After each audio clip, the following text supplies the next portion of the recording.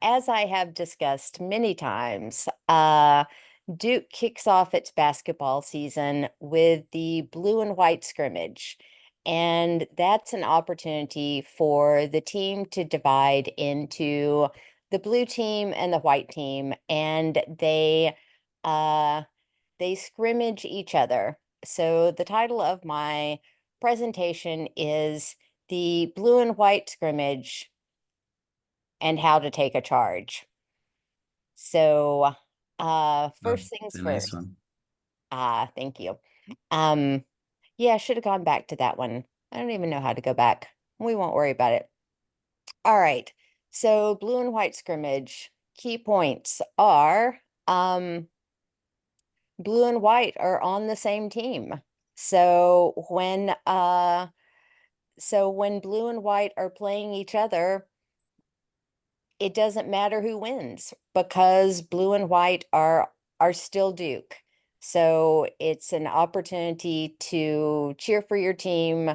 Again, blue and white are both Duke. So doesn't matter who wins. You're all on the same team. All right. So at the blue and white scrimmage, you're going to see lots of showboating, lots of dunks, lots of reverse dunks, lots of behind the back passes, lots of things to show off your skills. So obviously, as we've discussed, blue and white, I've started using to represent our plans A and B. And what Dave has been talking about a lot is that we get hung up on plan A versus plan B, assuming that one is better than the other. And that's not the case. They're just two different plans, and it doesn't matter which one plays out because it's the same team. Either way, we're trying to get the ball into the hoop, score the goal. So it doesn't matter if we start with plan blue and we have to switch to plan white, it doesn't matter because it's still the same team, and the goal is still to score points and win the game. All right. So by the way, before I got to Duke, I knew next to nothing about basketball. So all of this is really fascinating to me because it was when I got to Duke, it was all new for me. So Saturday I had a long conversation with my Duke basketball player friend, Robert. So Duke runs a motion offense. If referee Pete were here, he would know what that means. I don't really know what that means other than um, so when they call a play, they all know they all know exactly what that is. So say the play, I don't know what the plays are called, but let's say the play is, and I'll use players from back in my day. Bobby Hurley is bringing the ball down the court, and he's supposed to get the ball to Robert. But Robert is he's being heavily guarded, so Bobby can't get the ball to Robert. So plan B is that he's going to get the ball to Allah, who's going to get the ball to Christian. Um, so they all know exactly what the play is before they take the court. So the idea is that in the motion offense, they're thinking several steps ahead. So they know Bobby has the ball, he's going to get it to Robert, but Robert's being heavily guarded, and um and that's not going to happen. So they know what the next steps are before they even take the court. So so the same holds true for us. We need to know our plays before we take the court. So before we enter a trade, or as soon as we enter a trade, we need to know what our next steps are. So what do we do if the market does this? What do we do if the market does that? So, and again, plan white or plan blue, it just doesn't matter. So if we start out and we're in buys and the market goes against us, it doesn't matter because we all know what to do. So it's not necessarily plan B that we thought the market was going to go up and instead we end up counter trend trading because we all know what to do at that point. Or if we plan to counter trend trade and the market just goes straight up, it doesn't matter because we all know what to do at that point. So we need to not be hung up on plan A versus plan B because they're both ways to put the ball in, in the hoop and score the goal. So as we look at our plan white or our plan blue, we need to look what are our action points. And we need to predetermine those. So we get in the trade, we say, or even before we get in the trade, okay, where are our action points? If let's say we expect to be building and it works out that way. We don't expect a counter trend. Okay, well, where are our add points as the market moves in our favor?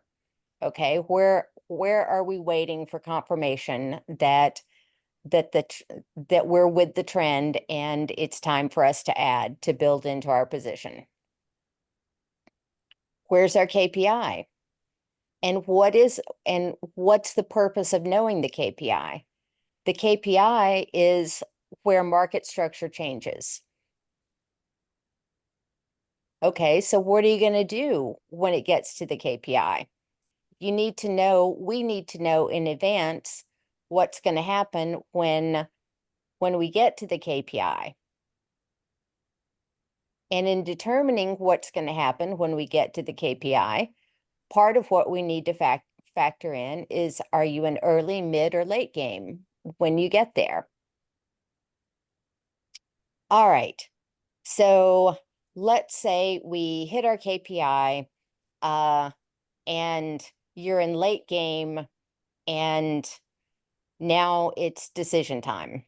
Okay, so taking a charge, why a small loss can be your best friend.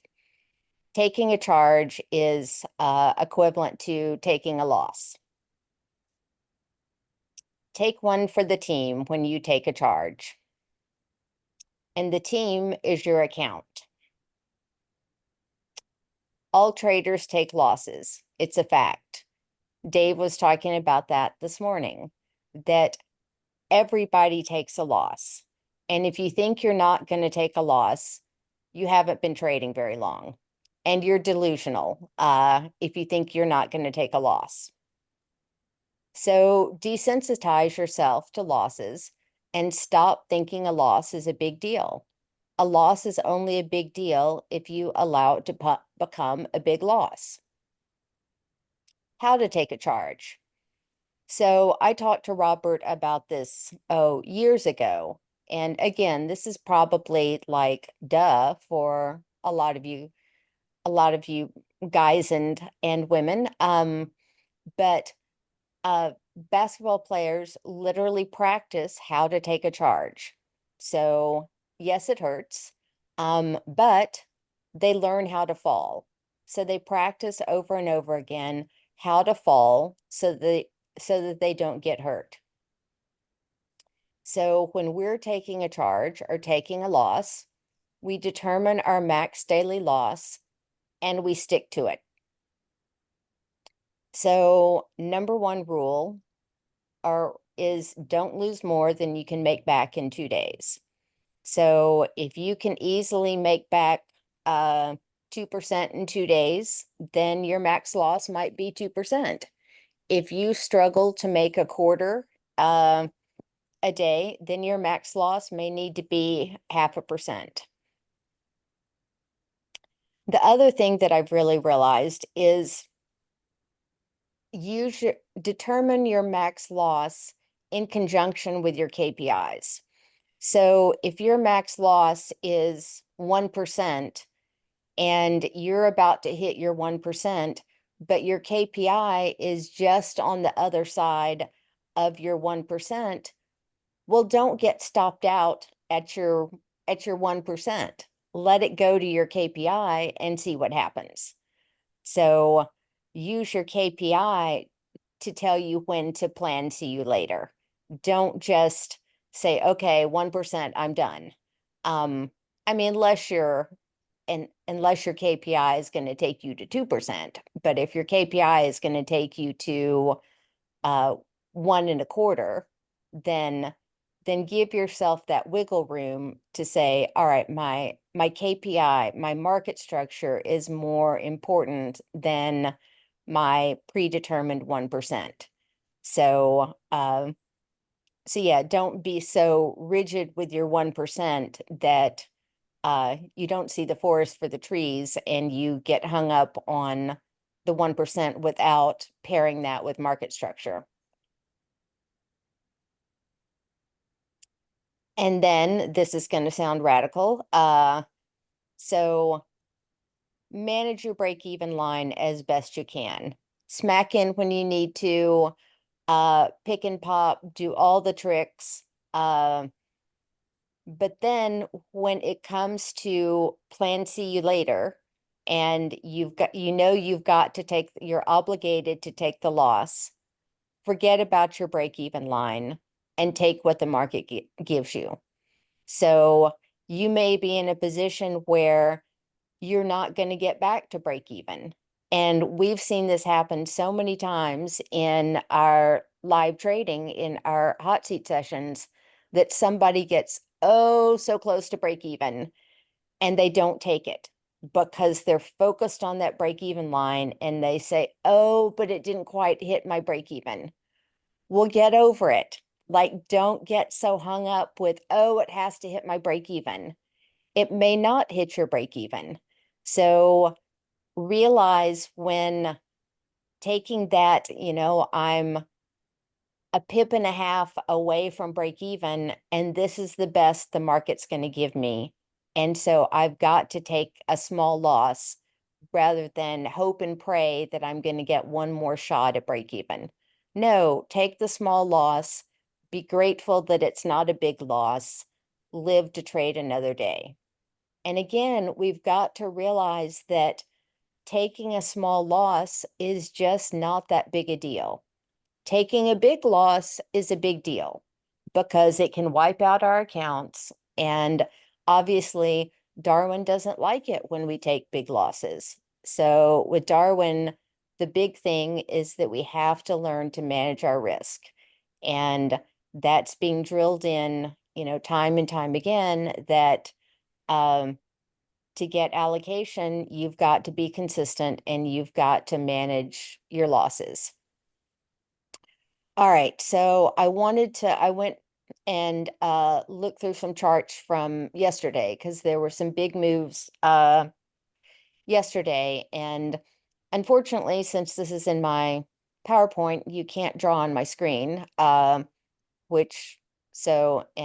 I can't see the chat. So Dave, I'll let you read the chat or y'all can actually speak up. So as you can see, this is gold 1 minute. And if y'all remember, there was we had news yesterday. It went, if I remember correctly, it went down, we fibbed the news, and then it reversed and just kept going. And so this is gold. I'm terrible at reading the times because you've got to do GMT and all that. So at any rate, obviously gold had this run up, had I guess sort of a head and shoulders. And so now if you look at the far right side of your screen, at that point, and this is not zoomed in as much as I would like, as Dave will tell you. But I zoomed out pretty far, which doesn't give you as much detail on the candle because I wanted to give you as much history as I could. But the far right side of the screen, I'd like some people's input on if this is the information you have, are you buying or selling? So what do you guys think? Yes. Okay, why? Yes, you're buying or selling. Okay, would you be in buys or would you be in sells? What would you choose?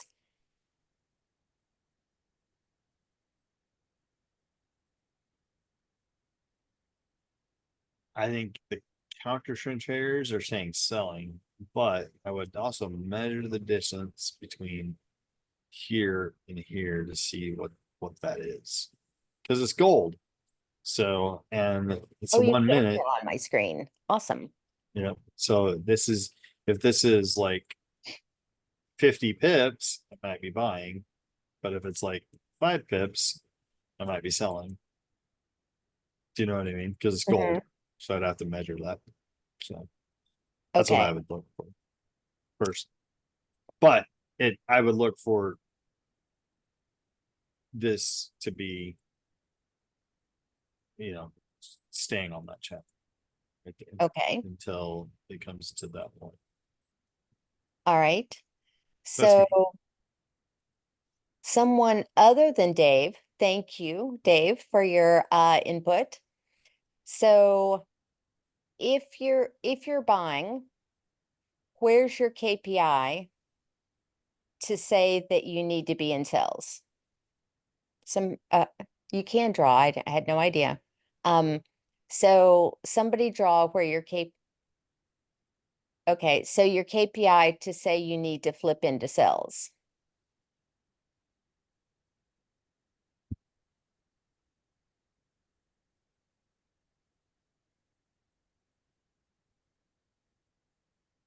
So John, you're saying if it gets all right, so Dave and Brandon, you're saying if it breaks there, and why is that your KPI to flip into sales?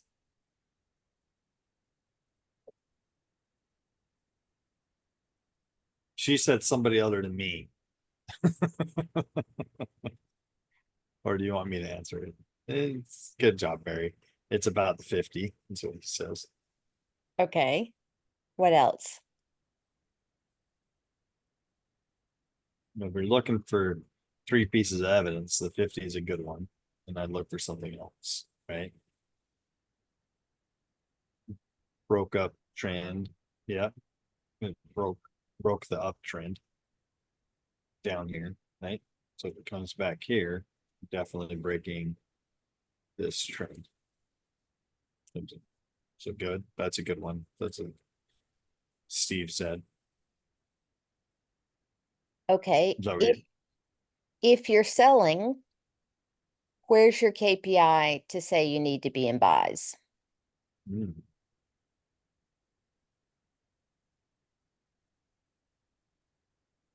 Rob, what did you just draw? I saw you drew something. how did I erase it?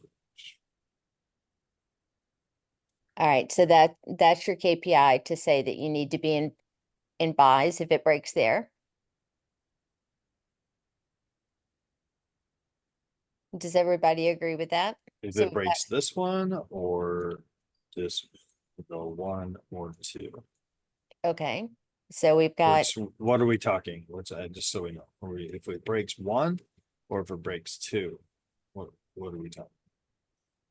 I think both are 2. possibilities. Okay. So, So Robin says 2. and Dave says one. All Glenn right. says Glenn says if it breaks and retests 1, I'm buying to 2. Steve says break 1. Then looking to see what it does at 2. Okay. So let's say, all right, so you're in cells. Um, it breaks one. So you're gonna wait and see what happens. So your art, let's say at at our point that the far right, you went ahead and took a sell. So and then it breaks your KPI.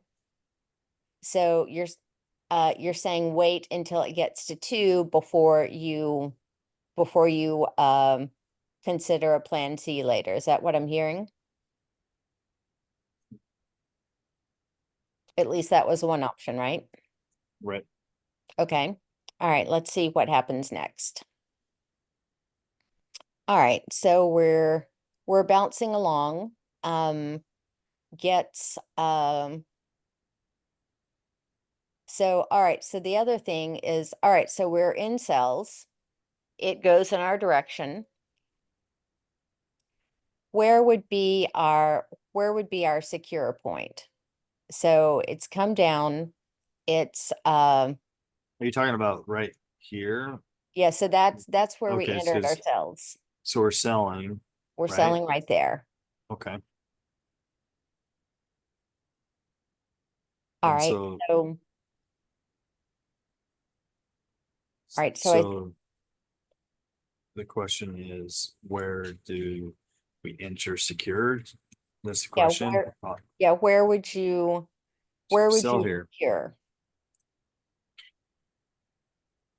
Somebody said below their blue line. There. Okay. All right, so it doesn't quite make it, well, it does eventually make it below the blue line, so it bounces up. So it doesn't quite make it below the blue line. When it bounces up, what do you do?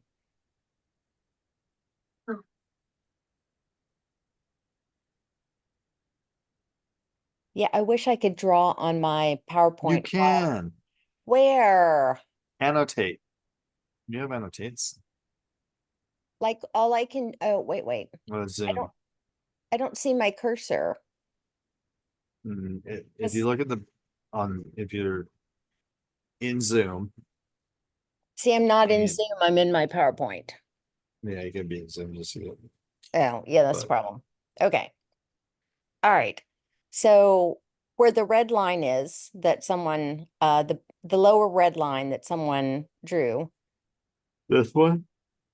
Well, yeah, well, yeah. What would you do there? So it bounces up. What would you do okay, there? let me clear my drawings here real quick.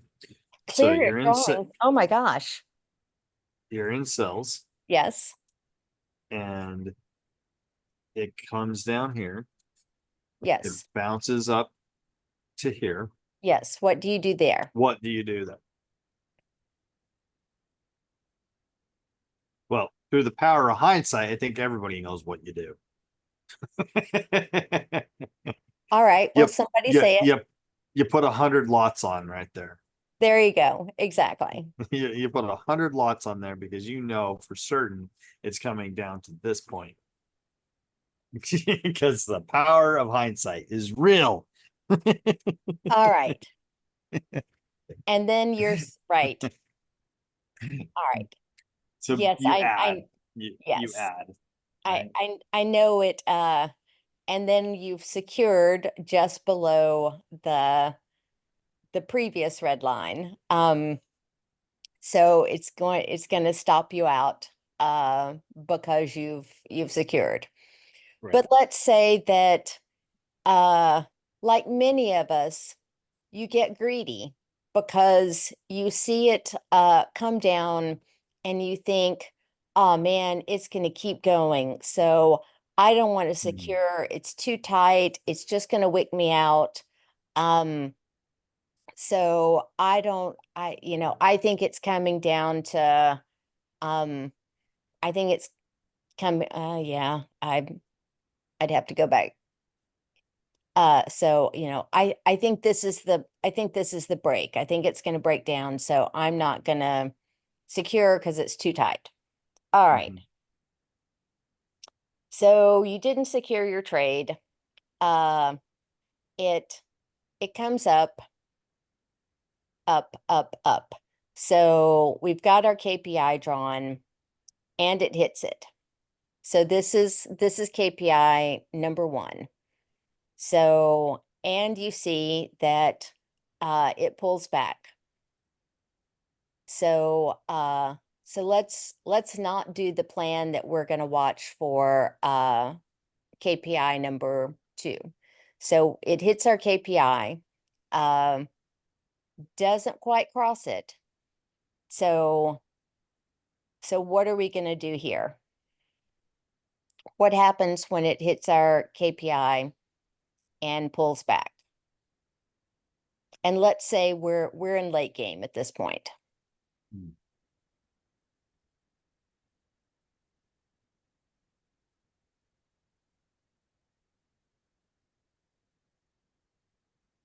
And I'm not necessarily saying there's a right or wrong answer, but I'm saying when you're faced with this situation, you need to have already decided what you're going to do. So if I'm remembering correctly, this is where we sold. This is where we added. We did not secure. So it came against us. We probably added some more here. It didn't break down. And now it's No, really against actually us. And now we're in late game. we Correct? sold the previous peak. Oh, here. Yeah, we sold there. Okay. So now we're over here because we didn't get out here. We didn't secure our trades. So Right. now it's back to here and is running against us. So where are we picking? Are we picking this up this right here? Yeah, so that's our KPI and we're we're So still overweight. we've traded through this stuff. We're in cells and we're in Right. late game. Yes. So late game saying, oh boy, what do we do? Right. Yes. And And that's it's what hit our KPI. and that's the question is what do we do? Yes. Right. Right.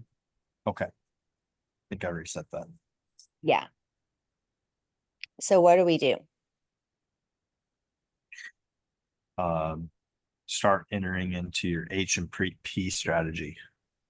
All right, since we don't, Welcome to gold trading. I like it. so and EU can do this too. So I use gold because it had such pronounced moves. So but yeah, so basically we've done everything wrong. Uh and now we're at our KPI and we're in late game. So and we get this pullback. So what do we do? Steve got it right. What I'm gonna what would slap Brandon to give above the peak a box. Smack a Brandon. smack a Brandon? All right. Smack a Brandon. Uh and so it doesn't win while losing. There you go. So it doesn't quite bring us to our break even. So what do we do?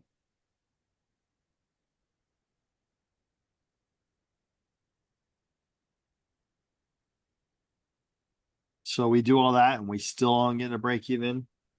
We're almost there. We're like a pip away. Oh, well, I know what I would do. I don't want to. I don't want What would you to. do? I would take it. I don't care. There you go. And I would take it, right? that's the Because point. I'm in obligation mode at that point.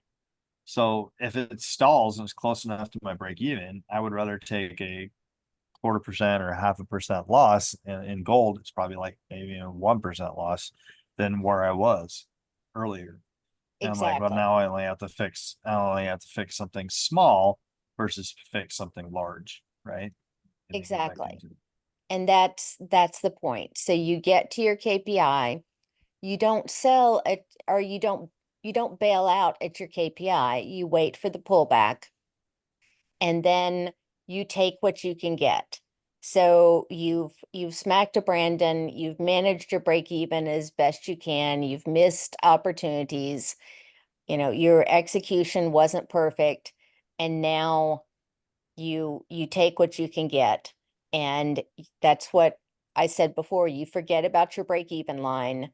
You say, okay, this is where the market tells me is max profit. This is the best that I think I can get. So I take it. All right. So oops, didn't take it because it almost got to my break even. But, I was just hanging out, holding on for that break even. So it kept going. Now it hits my second KPI. All right. So for anyone who was saying, okay, let's see what happened. We'll watch the first KPI. So it's crossed the first KPI. Now we're at the second KPI. All right. So we got the pullback. Again, we have the opportunity to take it, and this is gonna, this uh spoiler alert, it tells you that if you didn't take it on the pullback, it's gonna shoot right back up. So if you were waiting for your second KPI, again, you have a chance to take it. If you don't take it, it shoots right back up. Okay. And then here's the ugly reality if you didn't take it at your second KPI. So you didn't take it, keeps going, keeps going. Then finally you get this big plunge. So I measured from, Right here. Is that what you're talking about? yes. Okay. So if you waited for that and managed your trade uh through that, um that was almost 5 hours. So Mm. did you want to be in that trade for 5 hours and hoping that you're going to get out at break even 5 hours later? Or did you want to take a small loss 5 hours, or I didn't measure if you had gotten out of your first KPI 6 or 7 hours earlier. And then if you didn't take your loss after 5 hours, then you're really screwed because that was your last chance. And then it skyrocketed. So then you were toast. So this is the cautionary tale of what can happen if you don't take your small loss when you get the chance to take your small loss. So, all right, recap. Actually, before we do that, we have a few minutes. So I wanted to let me escape my PowerPoint. All right. I want to look at a couple of charts in here. Let's go over to EU. I'm sure nothing's moving much, but all right, let me zoom in just a little bit. All right. Actually, I'll zoom out a little bit. All right, so here's EU in real time. So obviously we're in a downtrend. Actually, let me zoom out a little bit more. All right. So at this point, could someone other than Dave give me some observations and some pieces of evidence of whether you would want to be buying or selling here?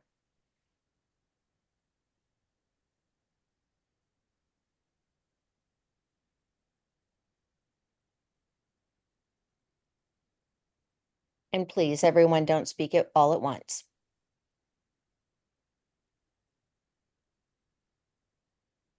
Glenn says, for me, selling at the top of the downward channel. Steven says, what's the 1 hour? So he wants to look at a larger time frame before he makes the decision. Okay, as we prefer to do, yes. All right, so here's our larger time frame. So here, I'll zoom out some more. Actually, let me zoom all the way out. All right. And to me, that was the biggest thing that I had to teach you. How do you use I your Zoom know, button? you're right. You're right. So, all right. So here, let me see if I can here, let me get my chat. 40 new messages.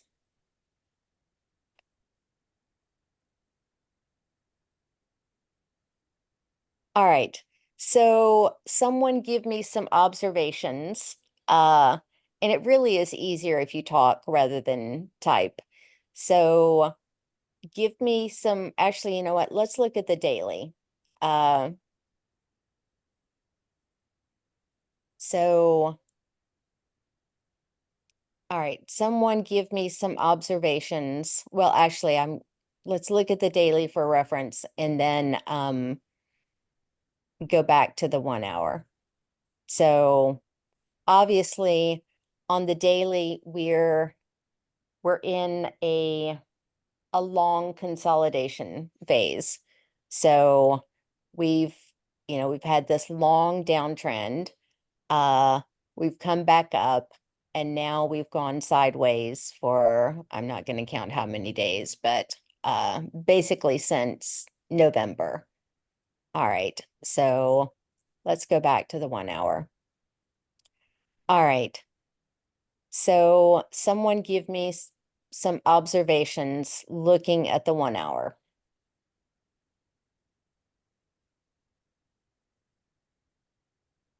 What's the most obvious one,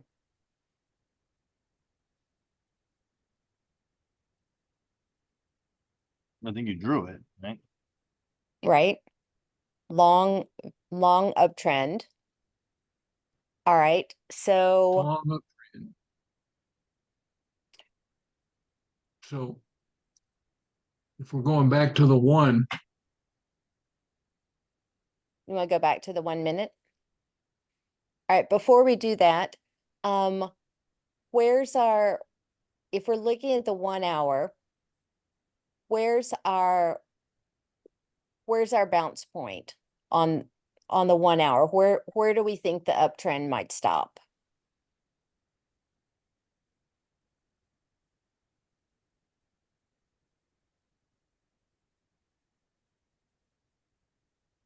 There you go. 109.6, yeah, Like you did. 109.69, roughly somewhere right up there, wherever that squiggly line comes across. Yep. Good job, Joel. Exactly. So let's now I'm going to zoom in a little bit. So basically right where we are. Uh Joel's line was a little squiggly, but so basically right where we are is where it should stop. All right. So now I'm gonna zoom in some more. So uh we've got what could be the makings of an M. We don't know yet, but could be the makings of an M. All right, so go back to the 1 minute. So, all right, given that, buys or sells?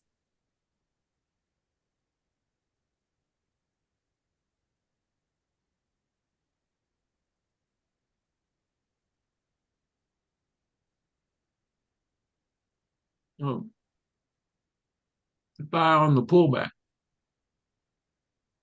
Buy on the pullback or sell? I would buy You would buy, okay. And why buy? because I still think in the uptrend it's still gonna go up. But it's okay if it does because if it goes down, I've got a lot of action points that I can fix my trade. My my plan white or blue, whichever one you think's the B. I guess B is the blue side. B for blue, I guess. B for blue, Like, okay. Um, so if you're buying, so where would your KPI be to flip into sales? Where does market structure change if you're in buys?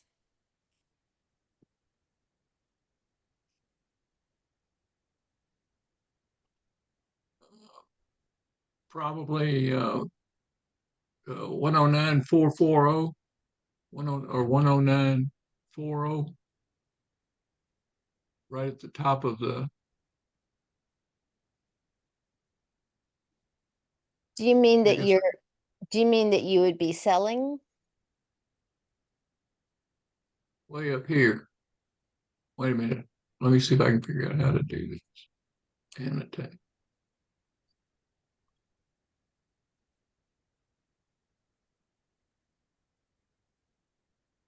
I was buying down here on the pullback. But if I get up to here, I would flip. I would you're think about missing, flipping. I think you're missing some important data if you widen this out quite a bit. 1 minute, there you go. Does that change changing your view? Does that change the way you trade? Are you buying or selling? And this kind of goes into an overnight setup call that I'm already playing. So I won't tell you what it is, but I think it's good to know, really take a look at it. What's the setup?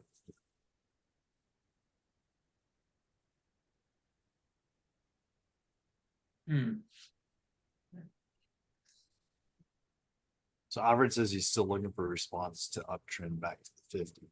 I'm curious as to be like, I'm curious to see, or curious, the quick question I have is 50 of what? Well, 50 of this move right here. So is that the 50, or are you talking Yes, yes, from Dave. this move That's the here? So 50 is I'm this the looking 50? for. Okay, That's it. so you're looking for it to come down to the 50 and then make that decision, right? Yes. What's it gonna do? Okay. Got it. Glenn says from this view, he thinks we're gonna have continuation. Follow this for buys. Oh, okay. That's what Glenn says. What do you say, Diana? So,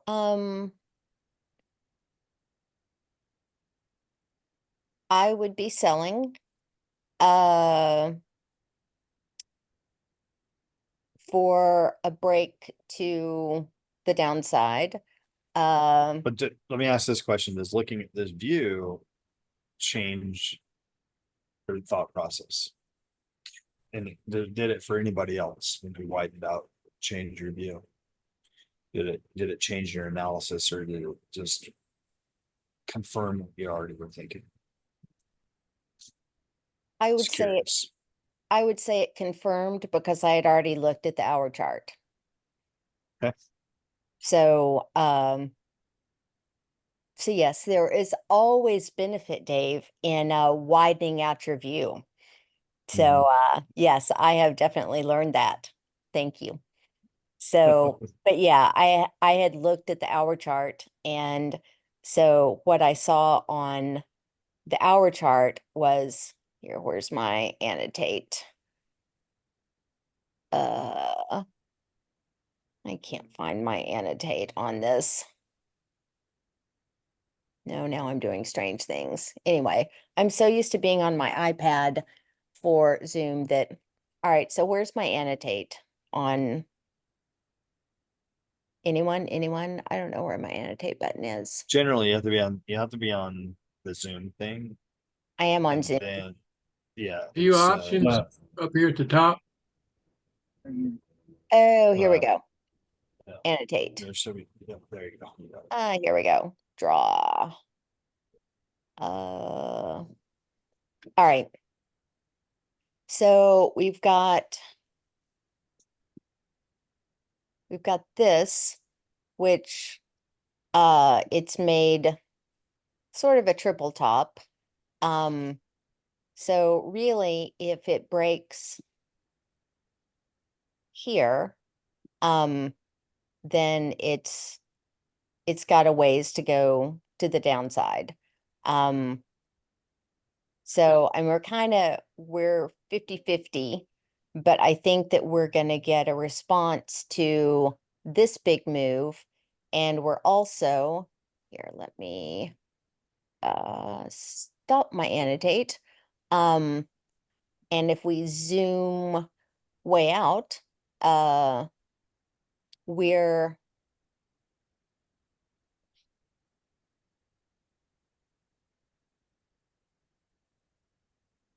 we're basically at the bounce point. So here, let's see. Let me clear my drawings. Clear all drawings. So, so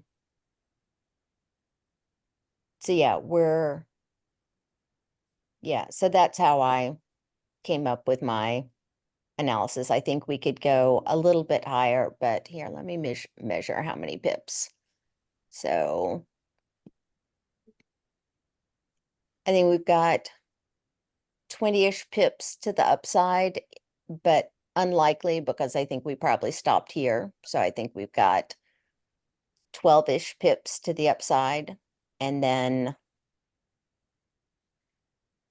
I think we have room to, we could potentially come 25, 27 pips to the downside. So, all right.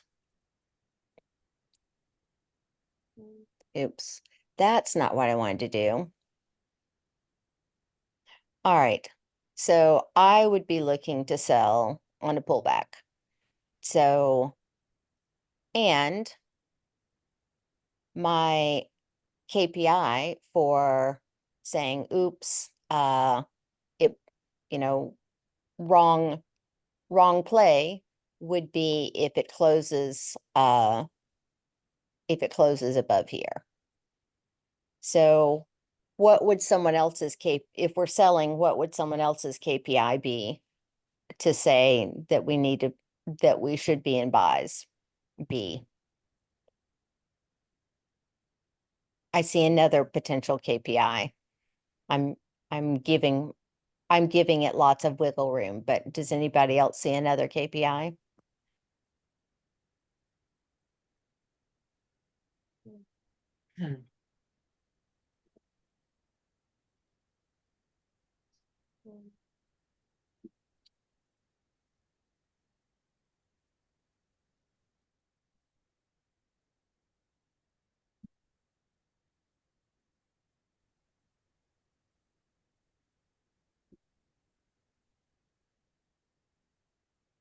Clint says, for me, my KPI is the first action point above the upper channel trim.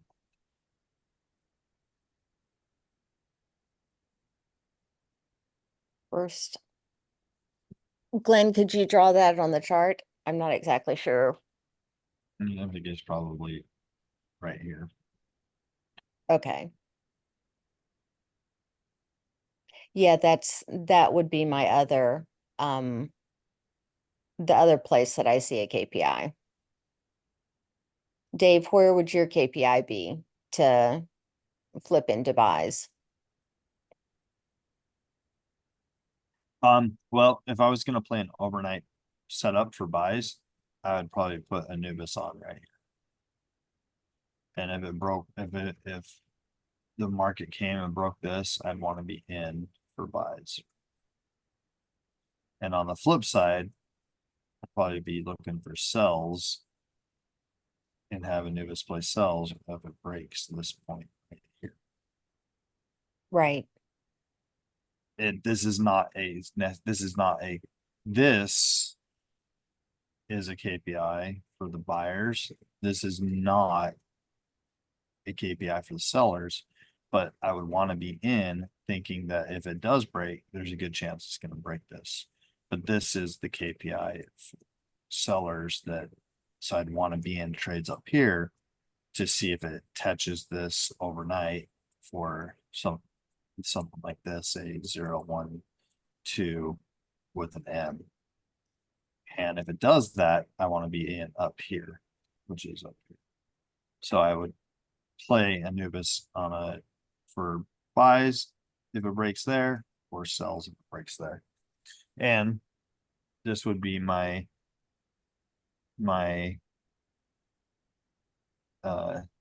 white, and this would be my blue. That's how I trade that tonight.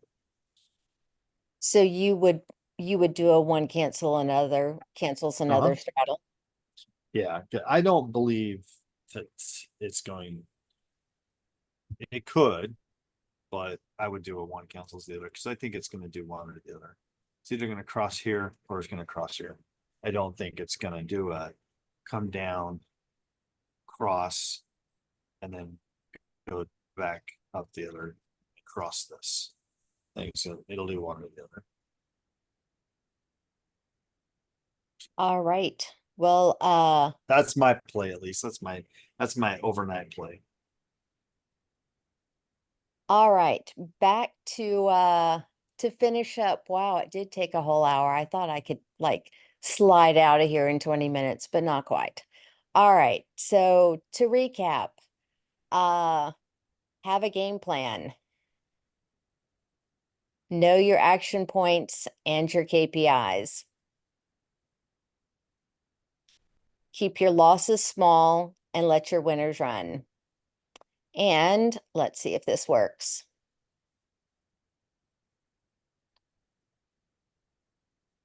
If you do that, soon almost all of your trades will look like this, and you will be celebrating like this. Call a quick timeout so they can get in better shooting range. There's the pass to Leitner. Puts it up. The infamous shot.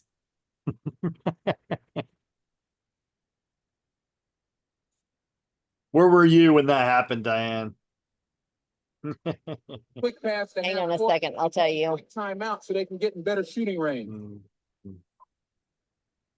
shot. So, fun story. I was actually at my parents' house and I was sitting on the brick hearth watching television. I mean I'd already graduated from Duke. I was at my parents' house planning my wedding.